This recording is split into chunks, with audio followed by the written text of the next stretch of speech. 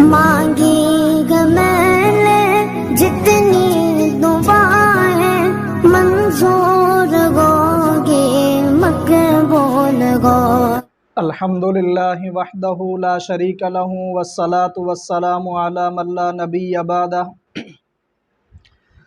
معزز سامعین و ناظرین، السلام علیکم ورحمۃ اللہ وبرکاتہ۔ آج کی ویڈیو میں ہم آپ کو یہ بتائیں گے کہ کون سے جانوروں میں عیب ہو، کون سے عیب ہوں تو اس میں قربانی جائز نہیں ہے۔ اگر ایسا لنگڑا جانور ہو کہ وہ چلنے میں پاؤں زمین پر بالکل نہیں رکھ سکتا ہو تو اس کی قربانی جائز نہیں ہے۔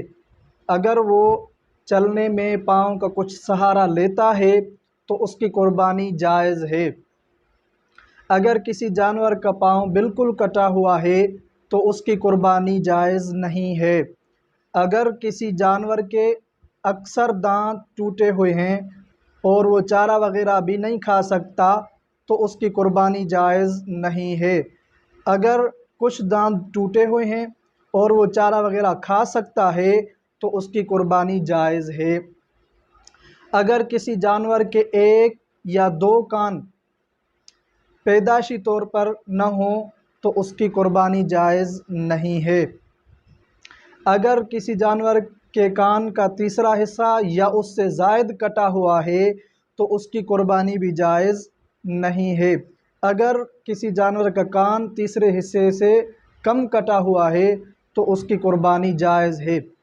اور اسی طرح کسی جانور کے سینگ اس کے پیدائشی طور پر نہ ہوں یا ہوں لیکن چھوٹے ہوں تو اس کی قربانی جائز ہو جائے گی۔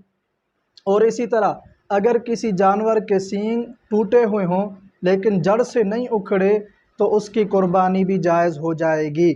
اور اسی طرح اگر کسی جانور کے سینگ جڑ سے اکھڑ گئے ہیں تو اس کی قربانی جائز نہیں ہوگی۔ جڑ سے اکھڑ گئے اور گودا باقی نہیں رہا تو اس کی قربانی جائز نہیں ہوگی۔ اسی طرح اگر کسی جانور کی دم اس کی تہائی یا اس سے زائد کٹی ہوئی ہے تو اس میں قربانی جائز نہیں ہے۔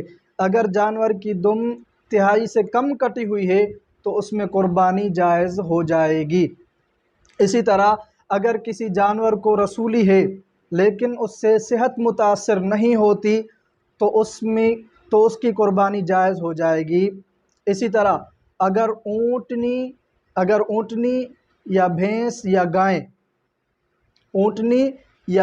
یا گائے ان کے اگر ایک تھن خراب ہے باقی 3 تھن ٹھیک ہیں تو ان کی قربانی جائز ہو جائے گی۔ اگر اونٹنی، گائے یا بھینس کا 2 تھن خراب ہیں تو اس کی قربانی جائز نہیں ہوگی۔ اسی طرح بکری وغیرہ کا 1 تھن اگر خراب ہے تو اس کی قربانی جائز نہیں ہے۔ اگر جانور کے تھن سے دودھ نکلتا ہو چاہے کم بھی کیوں نہ نکلتا ہو تو اس میں قربانی جائز ہو جائے گی۔ اسی طرح اگر کوئی جانور اندھا ہو تو اس کی قربانی جائز نہیں ہے۔ اور کانا جانور جس کی 1/3 سے زائد بینائی متاثر ہوتی ہو تو اس میں بھی قربانی جائز نہیں ہے۔ اگر بھینگا جانور ہے اس کی 1/3 سے کم بینائی متاثر ہوتی ہے تو اس کے اندر قربانی جائز ہے۔ اگر کسی جانور کا ناک بالکل کٹا ہوا ہے تو اس کی قربانی جائز نہیں ہے۔ اگر کان میں رسی ڈالنے کے لیے سوراخ کر دیا گیا ہے تو اس کے اندر قربانی جائز ہو جائے گی۔ اگر کسی جانور کے آدھی زبان یا آدھی سے زائد کٹی ہوئی ہے تو اس میں قربانی جائز نہیں ہے۔ اگر کسی جانور کی زبان آدھی سے کم کٹی ہوئی ہے تو اس میں قربانی جائز ہے۔ اور اسی طرح جو جانور بہت کمزور ہو جس کی ہڈیوں میں گودا وغیرہ باقی نہ رہا ہو تو اس کی قربانی بھی جائز نہیں ہے۔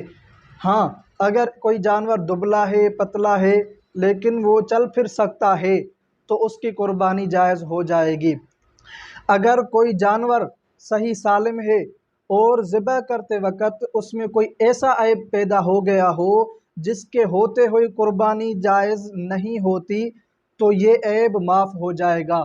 مثلاً کسی جانور کو گراتے وقت کسی جانور کو گراتے وقت اس کی ٹانگ ٹوٹ گئی ہے تو یہ عیب معاف ہو جائے گا، یا مثلاً بھاگنے کی وجہ سے جانور کسی جگہ ٹکرا گیا اور اس کی آنکھ ضائع ہو گئی تو اس کی قربانی درست ہو جائے گی۔ واللہ الموفق، سبحان اللہ و بحمدہ، سبحان اللہ العظیم۔ حساب رحمت ہے میرے سر پر۔